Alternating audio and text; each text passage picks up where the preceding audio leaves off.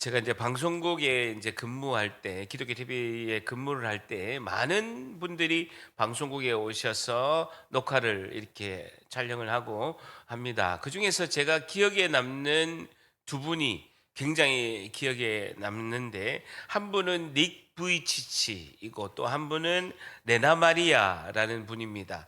여러분, 닉 부이치치는 우리가 너무나 잘 압니다만은 팔다리가 전혀 없습니다.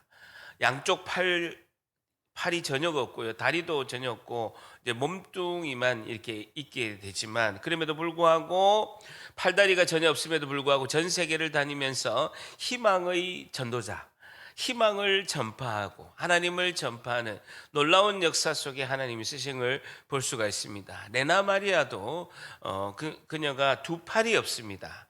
두 팔만 없는 것이 아니라 또 한 다리가 굉장히 또 짧은 에도 불구하고 굉장히 수영도 잘하고요.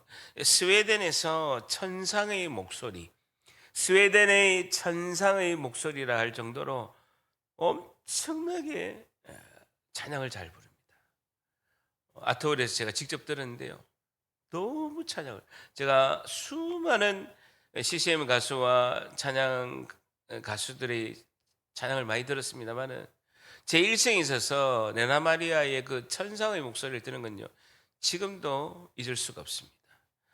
많은 장애를 가짐에도 불구하고 하나님께서 귀하게 쓰시는 그 하나님의 놀라우신 은혜가 임한 그런 백성들을 제가 보게 됩니다. 근데 하나님의 전적인 도우심이고, 하나님께서 그런 장애임에도 불구하고 하나님께서 희망을 주시고 하나님의 도우심과 하나님의 은혜가 임한 것을 이렇게 볼 수가 있게 됩니다.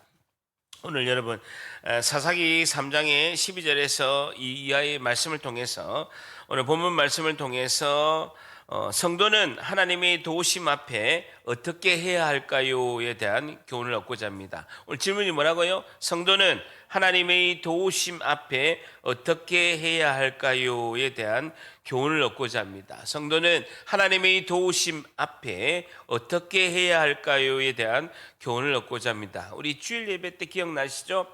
사사기 3장 전반부에 온니엘이라는 사사가 등장하게 됐습니다. 온니엘은 누굽니까? 갈렙의 조카이고 갈렙의 사위죠. 유다 지파의 대표적인 최고의 엘리트 장수입니다. 근데 오늘 살펴보는 3장의 두 번째 사사는요, 에웃이라는 사사인데요, 장애가 있어요. 핸디캡이 있는 그런 사사를 통해서 그럼에도 불구하고 하나님은 구원의 역사를 이루시는 오늘 그 내용이 있게 됩니다. 여러분, 3장 12절을 보게 되면요, 이스라엘 자손이 또 동그라미 쳐보세요. 또 여호와의 목전에서 하나님의 얼굴 앞에서 악을 행하니라. 이스라엘 자손이 여호와의 목전에 악을 행함으로 여호와께서 줄쳐보세요, 모압 왕 에글론을 강성하게 하사, 하나님께서 그 적군인 모압 왕 에글론을 강성하게 하셨다라는 거예요. 왜?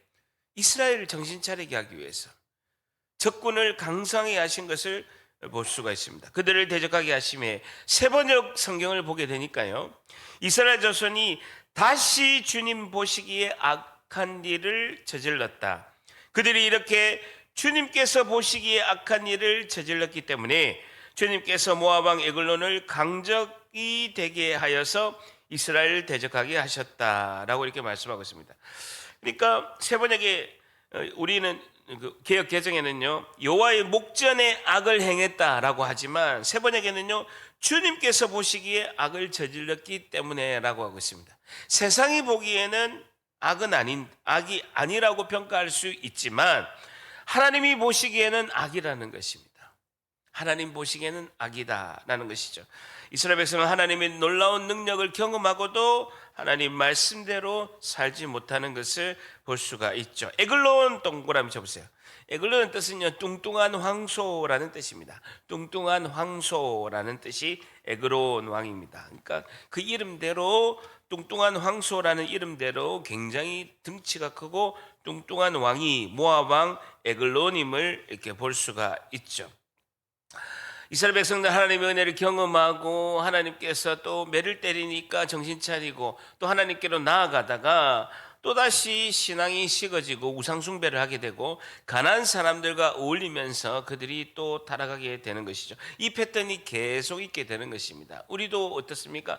하나님의 은혜를 뜨겁게 경험하고 예배를 빠지지 않고 새벽 예배도 나오고 이렇게 수요 예배도 나오고 주일 예배도 이렇게 열심히 잘 나오다가 신앙이 식어지고 시험에 들면 제일 먼저 뭘 빠집니까?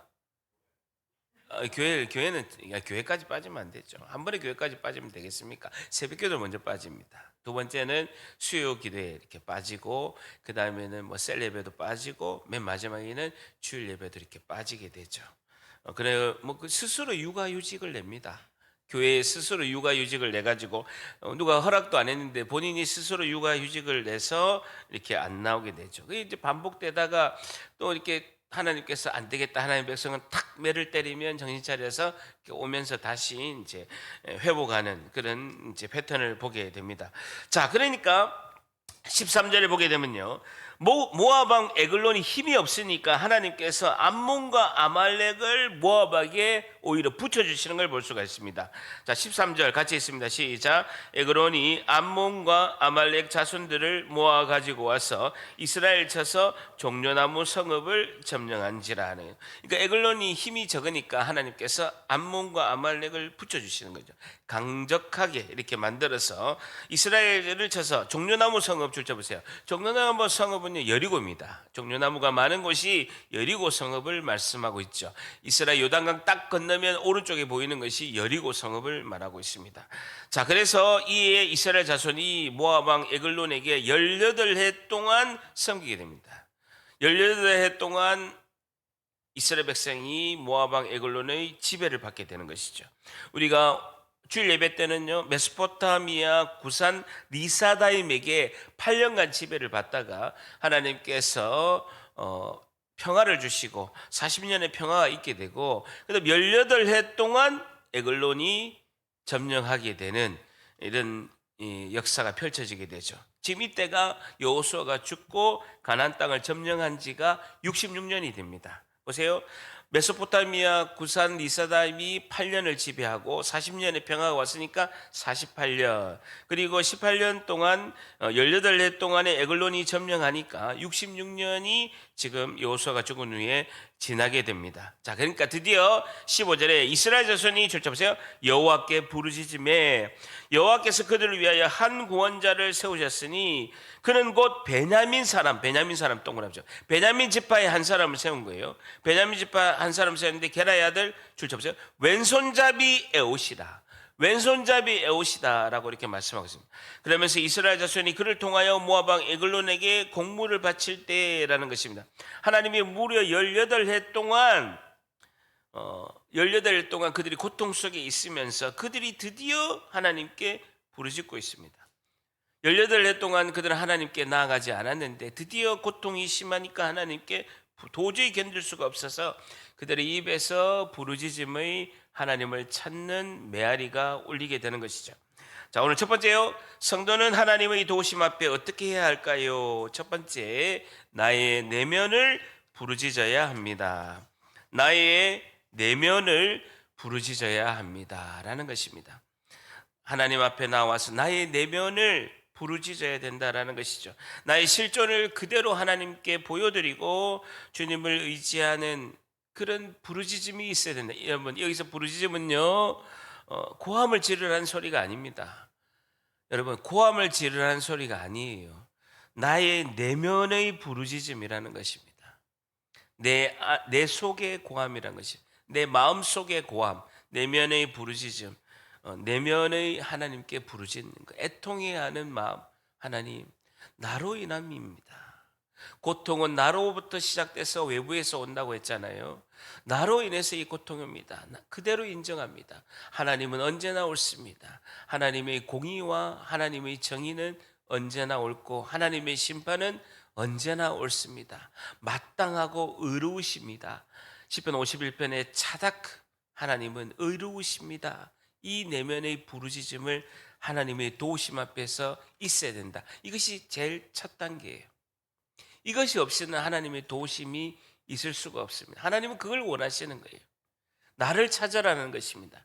너희들이 잘못한 것을 그것을 깨닫고 나를 찾아라라고 하나님께서 말씀하신 거죠. 나의 고집, 나의 허세, 하나님의 도심이 없다라는 그 자만감을 버리고 하나님께로 나오라라는 것입니다. 하나님이 없이는 아무것도 할 수 없습니다. 이 고백이 나의 부르짖음, 내면의 부르짖음, 내 안에 있는 고함이다라고 이렇게 할 수가 있습니다. 주님 살려주세요. 긍휼한 은혜를 베풀어 주세요. 주님이 아니면 내가 살 수 없습니다. 이 고백을 이제 우리가 하나님께 하는 걸 하나님이 듣고 싶어 하신다라는 것입니다. 여러분, 이 정도 되면요 아무것도 생각나지 않습니다. 여러분, 몸이 아파서 병원 일주일 동안 진통제 맞아보세요. 아무것도 생각이 안 난다니까요. 병원에 누워가지고 일주일 동안 계속되는 통증에 진통제를 맞아보세요. 아무것도 생각나지 않습니다. 뭐가 생각나겠습니까? 내 눈에 보이는 손에 쥐는 거 그거 아무 필요가 없어요. 내 고통이 너무 심한데. 그 상황이 지금 이스라엘 백성의 상황입니다. 하나님께서 어떻게 구원을 베푸시는가? 3장 15절 이스라엘 자손이 여호와께 부르짖음에 여호와께서 그들을 위하여 한 구원자를 세우셨으니 베냐민 사람이라는 거예요. 베냐민 동그라미 쳐보세요. 베냐민 지파가 제일 작은 지파인데요. 베가 뭐냐면요 아들이라는 뜻입니다. 그 다음에 야민이라는 것은요 오른손이라는 뜻입니다. 그러니까 베냐민이라는 그 지파의 이름 뜻은요 오른손의 아들이라는 지파의 이름 뜻이죠. 베냐민 오른손의 아들이다라는 뜻입니다. 그런데요 하나님께서 왼손잡이 에웃을 쓰시는 거예요. 오른손의 아들들의 지파에 왼손잡이 에웃을 씁니다. 원어는요 왼손잡이라는 단어가 없습니다.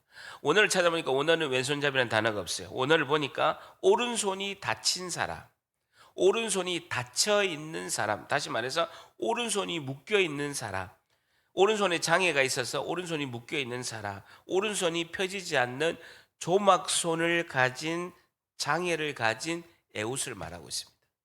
근데 이 사람을 하나님이 사사로 쓰시는 거예요. 여러분, 아니 오른손을 가지고 칼을 들고 전쟁을 해야 되는데 오른손이 묶여가지고 조막손이 돼서 이렇게 감겨 있으면 이런 장애를 가지면 도저히 장수를 할 수가 없죠. 장군이 될 수가 없는 겁니다. 오른손의 자손들이라는 베냐민 집안에 오른손이 조막손이 되어서 장애가 있는 사람이 최고의 장군으로, 최고의 사사로, 재판관으로, 지도자로 하나님이 세우시는 거예요. 에웃을. 목적이 있다는. 하나님 왜 그렇게 세우시냐라는 것입니다. 무기를 전혀 오른손으로 쓸 수 없는 장애를 가지고 있는 에웃을 하나님이 쓰신다라는 것입니다. 자, 그런데요 이스라엘 자손이 그를 통하여 그런 에웃을 통해서 모압 왕 에글론에게 조공을 바치는 거예요. 공물을 바칠 때라고 말씀하고 있습니다. 자, 그러면서 모압 왕 에글론에게 서스럼없이 조공의 공물을 바치고 만나게 되는 거죠. 어떻게 힘을 쓸 수 있는 장군이 아니기 때문에 오른손에 장애가 있기 때문에 그냥 서스럼없이 공물을 바쳤습니다. 자, 그런데요 에웃이 16절 같이 있습니다. 시작. 에웃이 길이가 한 규빗 되는 좌우에 날선 칼을 만들어 그의 오른쪽 허벅지 옷 속에 차고, 한 규빗은요 45cm를 말하겠습니다. 오른손 손끝부터 무릎 여기까지 팔꿈치까지가 이제 45cm 정도 되는 그런 칼을, 좌우에 날선 칼을 만들어서 오른쪽 허벅지 옷 속에 찼다라는 것이죠. 자, 여러분 보세요. 오른손잡이는 칼을 어디서 꺼냅니까? 이순신 장군 보면요 오른손잡이는 칼집이 어디에 있습니까? 왼쪽에 있죠. 왼쪽에서부터 이렇게 확 빼면서 사람을 이렇게 탁 목을 치죠. 마찬가지로 단검도 어디 있냐면요 왼쪽 허벅지에 이게 단검 이렇게 45cm 되는 검이 왼쪽 허벅지에 있게 되죠. 오른손잡이는. 그래서 장수들을 몸을 검색을 할 때 오른손잡이기 때문에 왼쪽에 칼집과 왼쪽에 칼이 있는가를 검색을 합니다. 그렇죠. 그러니까 오른손 허벅지에 숨겨놨기 때문에 통과된 거죠. 오른쪽 허벅지에 숨겨놨기 때문에 검색에서 통과된 거예요. 경호처에서 검색을 했는데 왼쪽 허벅지를 확인하고 왼쪽에 칼집을 확인했는데 없는 걸 확인하고 통과가 된 거죠. 그래서 모압 왕 에글론에게 조공을 바치는 데까지 가게 된 것입니다. 그래서 모압 왕 에글론을 죽일 살해 계획을 가지고 이 사사가 접근하게 되죠. 에웃이 접근하게 되는 이런 상황입니다. 자, 그런데요, 17절에 곡물을 모압 왕 에글론에게 바쳤는데 에글론은 매우 비둔한 자였더라. 에글론이라는 단어의 어원이 에겔이라는 단어인데요, 소라는 뜻입니다. 그리고 뚱보라는 뜻이 이제 에글론의 그런 이름의 뜻이죠. 그러니까 등치 큰 황소라는 것이 이름의 뜻입니다. 그래서 엄청난 거구인데다가 등치가 엄청 컸죠. 반면에 에웃은 오른손에 장애가 있고 전투를 할 능력이 없는 자가 조공을 바치게 됩니다. 자, 그러면서 18절 에웃이 곡물 바치기를 마친 후에 곡물을 메고 온 자들을 보내게 되고 그 에글론을 살해할 수 있는 상황이 딱 되어 있는데, 근데 웬일인지 돌아가 버립니다. 자신이 없었든지 두려움이 있었든지 살해할 수 없는 상황이 있었든지 성경은 깊이 밝히지 않지만 돌아가게 됩니다. 19절 같이, 19절, 오늘 중요한 것이 19절입니다. 19절 시작. 자기는 길갈 근처 돌 뜨는 곳에서부터 돌아와서 이르되 왕이여 내가 은밀한 일을 왕에게 아뢰려 하나이다 하니 왕이 명령하여 조용히 하라 하며 모셔선 자들이 다 물러간지라는 것입니다. 어쨌든 이 에웃은, 사사 에웃은요, 길갈 근처에 돌 뜨는 곳 한번 줄쳐보시고, 길갈 근처에 돌 뜨는 곳까지 가서 그냥 살해할 계획을 했다가 물러서 가지고 그냥 돌아가다가 길갈 근처에 돌 뜨는 곳에서 어떤 계기가 있었는지, 어떤 계기를 했는지 결심을 하고 다시 돌아갑니다. 다시 에글론에 가게 됩니다. 그곳에서 어떤 계기가 있었는데 결심을 하게 되어서 아니야, 하나님의 뜻을 이루기 위해서 내가 에글론을 내가 처치를 해야 돼 하고 다시 돌아가게 됩니다. 자, 그러면서요, 왕에게 이야기합니다. 왕이여 내가 은밀한 일을 왕에게 아뢰 게 있습니다. 굉장히 중요한 일이 있어서 조공을 바치고 은밀한 일이 있습니다. 그래서 하니까 왕이 명령하여 이르되 조용히 하라 하며 은밀하게 이야기해야 되니까 신하들을 좀 물렸으면 좋겠습니다라고 요청을 했죠. 근데 에웃은 전투할 능력도 안 되고 오른손에 장애가 있으니까 무슨 일을 할까라고 전혀 의심을 하지 않고 신하들을 물립니다. 신하들을 물리고 왕이 명령하여 조용히 하라 하며 모셔던 자들이 다 물러간지라라는 것입니다. 비무장을 하고 있는 데다가 그렇게 보이고, 그리고 전투할 능력이 전혀 안 되는 이기 때문에 신하들 다 물리게 되죠. 자, 그러면서 20절에 에웃이 그에게로 들어가니 왕이 서늘한 다락방 2층에, 왕궁의 2층에 홀로 앉아 있는 중이라. 에웃이 이르되 이렇게 이야기합니다. 내가 하나님의 명령을 받들어 하나님 말씀에 왕에게 아랠 일이 있나이다 하며 라고 딱 이야기하니까 왕이 이상하다. 하나님의 명령을 받들어 왕에게 아랠 일이 있나이다. 순간적으로 이상한 거죠. 그래서 왕이 그의 좌석에서 탁 일어나게 됩니다. 순간적으로 뭔가 이상하다 하고 딱 일어나. 에웃이 줄 것이 뭔가, 그냥 굉장히 아랠 것이 무엇인지, 아주 빅 아이디어가 뭔지를 그냥 기대하고 있었는데 하나님의 명령, 하나님의 말씀이라고 하니까 모압 왕 에글론이 벌떡 일어나게 됩니다. 그래서 놀라서 딱 이렇게 됐는데, 이때 에웃이 왼손을 뻗쳐서 그의 오른쪽 허벅지 위에서 칼을 빼내서 왕의 몸을 순식간에 찌르게 되죠. 재밌어요, 흥미로워요? 와, 엄청나게 재밌습니다. 그래서 22절에 칼자루도 나를 따라 들어가니, 얼마나 정확하게 찔렀냐면요, 여러분, 칼을 찌르다가 뼈나 뭐에 걸리면요 칼이 안 들어갑니다. 여러분, 막 우리가 영화를 보면 막 그 조폭들이 막 푹푹푹 찌르지면요 실제 그런 일이 일어나지 않습니다. 사람 몸이 굉장히 견고해서요, 뭔가 딱 들어갈 때 뼈에 걸리면요 칼이 안 들어갑니다. 그리고 칼이 정확하게 그 뼈 사이를 들어가야 관통해야 사람이 죽지, 어지간히 사람이 칼 찔려 가지고는요 죽지를 않아요. 근데 정확하게 한 번에 관통을 해버렸거든요. 두 번 안 찔러도 되게끔 정확하게 칼이 들어가는 것을 볼 수가 있습니다. 자, 보면요. 21절에 에봇이 왼손을 뻗쳐 그의 오른쪽 허벅지 위에서 칼을 빼어 왕의 몸을 찌르매 칼자루도 나를 따라 들어가서 그 끝이 등 뒤까지 나갔고 그가 칼을 그의 몸에서 빼내지 아니하였더니 굉장히 비둔하고 살이 찌니까 안에 있는 지방이 그 칼에게 그 몸에 있는 지방이 칼날에 엉키게 됩니다. 그러면서 원어 성경에 보게 되면요, 죽으면서 배설물이 나왔더라라고 기록되어 있습니다. 사람이 죽게 되면요, 사망하자마자 대장에 있는 모든 변이 한꺼번에 다 쏟아집니다. 여러분, 돌아가신 분 보면요, 돌아가시자마자 제일 먼저 뭐 하면요, 기저귀를 갈죠. 왜냐하면 안에 있는 장에 있는 변이 남아있는 것들이 힘이 없으니까 다 쏟아지게 되는 거죠. 그러니까 왕이 딱 죽자마자, 에글론이 죽자마자 제일 먼저 된 것이 몸에 있는 그 많이 대장 안에 있던 그 배설물들이 한꺼번에 와르르 쏟아지게 된 거예요. 그러니까 냄새가 굉장히 나게 된 상황입니다. 여러분 잘 보세요. 지금 이제 에웃이라는 사사는요, 전투할 능력이 없는 오른손에 장애를 가진 사람입니다.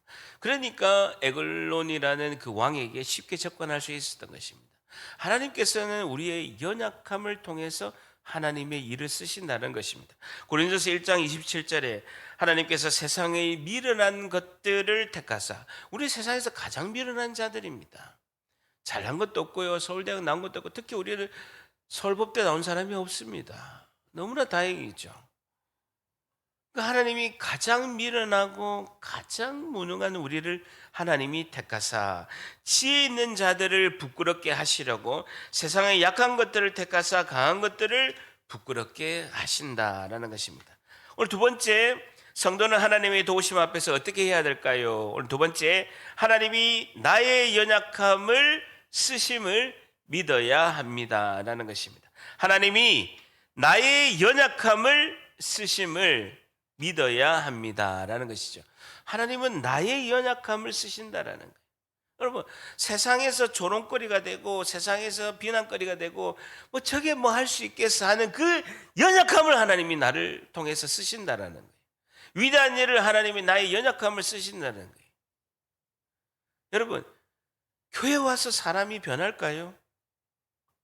교회 와서 사람이 변할까요? 거의 변하지 않습니다. 괄괄한 성격, 교회 오면 예배드리고 기도하면 바뀝니까? 그리고 조용하고 내성적이고 말 못하는 교회 오면 막 외향적이 돼서 막 앞에 나와서 간증도 하고 막 목사님 제가 한번 설교해 볼까요? 그게 됩니까? 안 된다고요. 안 된다고요. 여러분, 사람 안 변합니다. 그런데 하나님은 선하게 나의 그런 모든 연약함을 그대로 두시고 그것을 옛날에는 악을 하는데 우리가 썼다고 한다면 이제는 하나님은 그것을 선한 일을 하는 대로 바꾸신다는 거예요. 나의 연약함 그대로 선한 일을 하는 하나님의 놀라우신 하나님 나라를 펼쳐가는데 귀한 도구로 사용하신다는 거예요. 그러니까 우리가 하나님께 감사한다는 거예요. 고린도전서 1장 27절에 하나님께서 세상의 가장 미련한 것을 택하사 세상의 강한 자들을 부끄럽게 하시려고 우리를 택하셔서 우리 연약함을 쓰신다라는 것입니다. 사도 바울도 너무나 많은 하나님 나라의 사역을 하면서 선교의 그런 여행을 1차, 2차, 3차, 마지막 4차까지 선교의 비전 여행을 하면서 그들이 사도 바울이 전하는 복음을 전할 때마다 많은 사람들이 하나님을 믿는 이방인들의 복음이 있게 됩니다. 근데 바울은 연약함이 있는 거예요. 키가 작고 안장자리에 일자 눈썹에 간질이 있고 말은 따따붙다 하고요.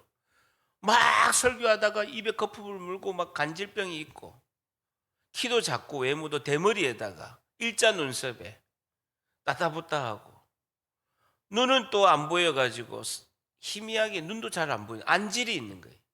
간질이 있고 눈병이 있고 말도 따따붙다 하고 그러니까 3번이나 하나님께 간절히 기도했다. 이러면 이거는요, 그냥 3번 기도하니까 한 번의 기도가 40일 금식 기도입니다. 40일 금식 기도를 3번이나 하나님께 간절히 하나님 이 병을 낫게 해달라고 이렇게 요청한 거죠. 그러니까 하나님 뭐라고 하십니까? 내 은혜가 족하도다. 너에게 임한 은혜가 이 정도면 됐어라고 이렇게 하시는 거예요. 육체의 가시를 가짐으로 말미암아 내가 교만하지 않고 자고하지 않고 높아지지 않고 하나님께 온전히 나아갈 수 있도록 하나님께서 나에게 가시를 주셨다라는 것입니다. 감사해야 되는 것이죠.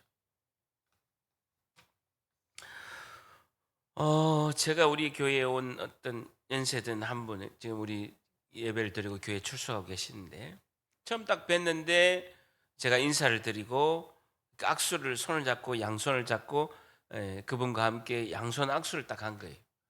근데 손을 딱 잡는데 손에 장애가 있으신 거예요.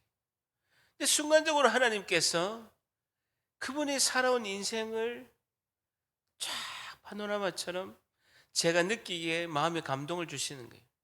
인생의 역경들이 굉장히 힘든 인생을 사셨구나, 이게 느껴지는 거예요.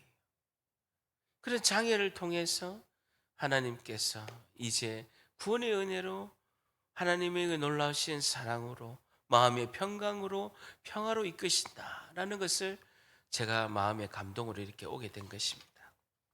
자, 3장 23절 보세요. 에웃이 현관에 나와서 다락 2층의 다락문을 뒤에서 닫아서 잠그게 됩니다. 모압 왕 에글론을 죽인 후에 에웃이 다락문을 잠그고 현관으로 나오게 돼서 또 창문으로 해서 이제 도망을 가게 되는 것이죠.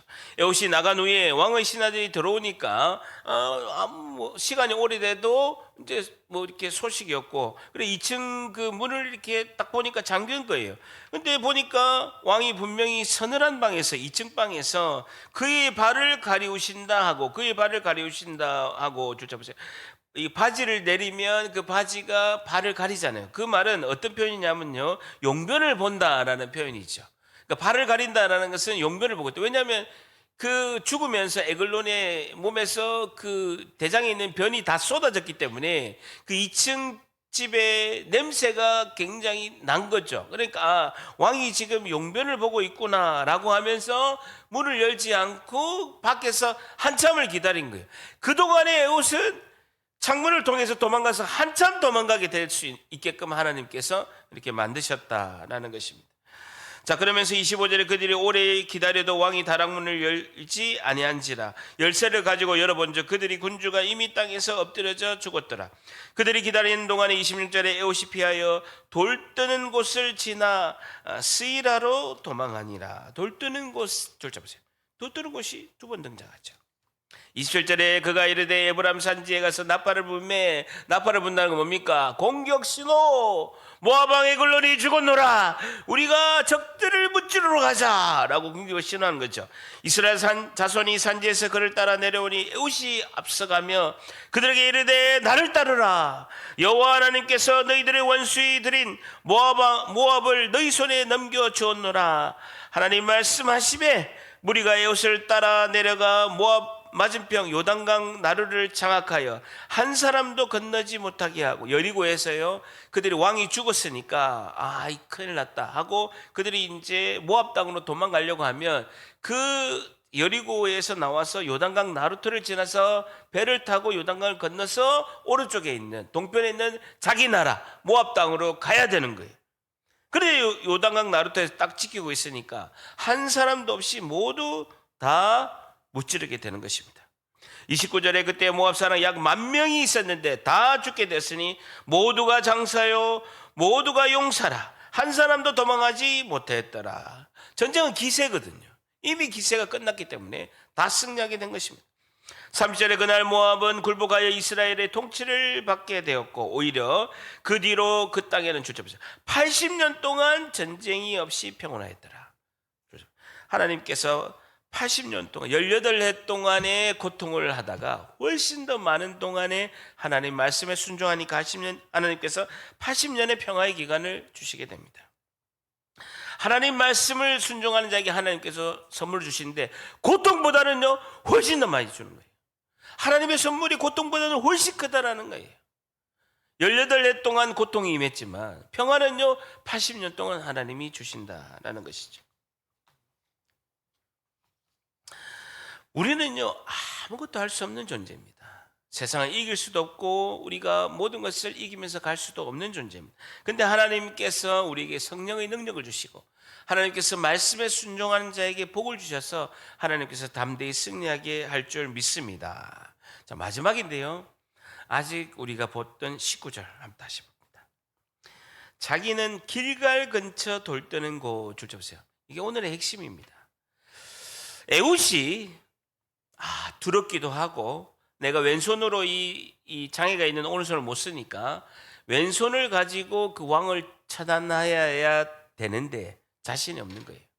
그래서 조공만 바치고 돌아가다가 길갈 근처에 돌뜨는 곳에서 어떤 계기로 돌아오게 되는 거예요. 오늘의 핵심은요, 길갈 근처 돌뜨는 곳입니다. 여러분, 길갈 근처 돌뜨는 곳이 어떤 곳입니까?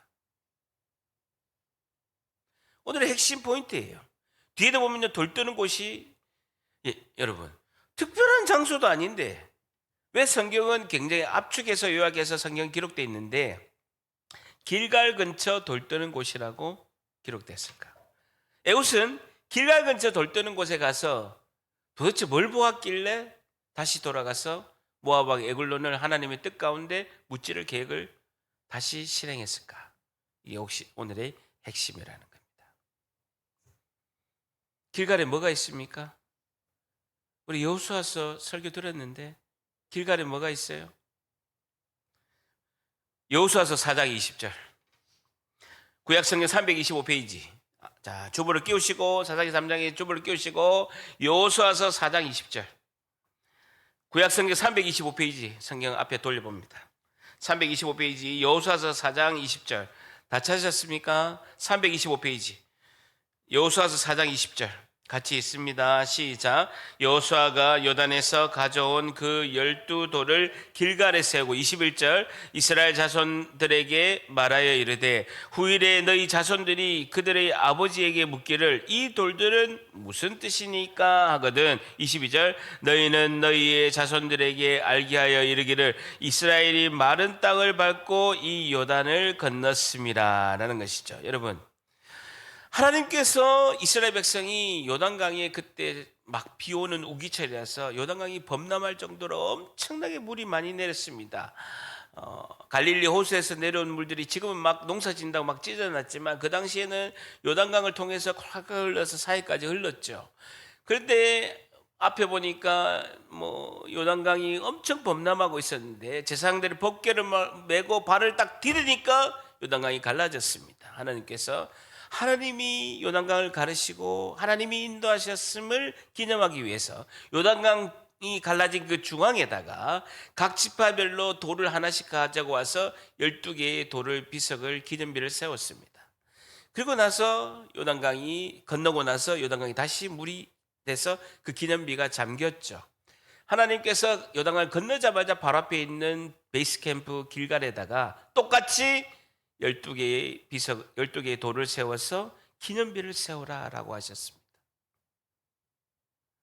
에훗이 돌아가다가 그 길갈에 기념비 앞에 서게 된 것입니다. 근데 100년 전에 여호수아 때 세웠던 약 100년 전에 세웠던 그 기념비가 여호수아 때하고 많이 다른 거예요. 그 길갈이라는 것은 돌이 많이 생산되는 곳이죠. 그 기념비 앞에 선 에훗이 보니까 기념비만 있는 것이 아니라 우상을 만든 그런 돌들의 찌꺼기도 가득 쌓여 있는 거예요. 우리가 하나님께 불순종하여서 이 하나님이 세우신 여호수아 시대의 이 기념비의 말씀대로 행하지 않고 오늘 말씀 뭐라고 합니까? 이게 기념비가 무엇이에요? 자손들이 물어보거든. 하나님께서 요단강을 가르시고 이 많은 전쟁을 승리하게 하신 그 하나님의 놀라우신 역사를 기념한 기념비다 라고 이야기를 해주라 라고 성경은 여호수아 4장에 말씀하고 있잖아요. 그 길갈의 기념비 앞에 서보니까 기념비도 있지만 그 초라한 기념비 옆에 우상을 만들다가 버려진 돌들이 엄청나게 많이 있는 것입니다. 바알 신상을 위해서, 아세라 신상을 세우기 위해서 그 돌로 만든 그 돌 공장들이 길갈에 있었던 것입니다. 여러분, 굉장히 중요한 건요, 신앙의 기념비를 세워야 된다는 것입니다. 믿음의 기념비가 있고 신앙의 기념비가 있으면 우리가 하나님을 잊어버리고 하나님을 등지고 때로는 하나님과 멀리하더라도 그 기념비를 보면 다시 돌아온다라는 것입니다. 기념비를 보면 하나님의 말씀으로 다시 돌아올 수 있다라는 것이죠. 그 신앙의 기념비를 세운 것이 너무나 중요하다는 겁니다. 저를 따라합니다. 믿음의 기념비를 세웁시다. 한 번 더, 믿음의 기념비를 세웁시다. 하나님이 하신 일의 기념비를 자손들에게, 우리 자녀들에게 세워줘야 된다는 겁니다.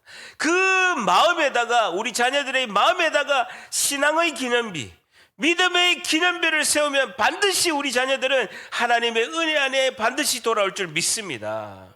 이게 핵심이에요.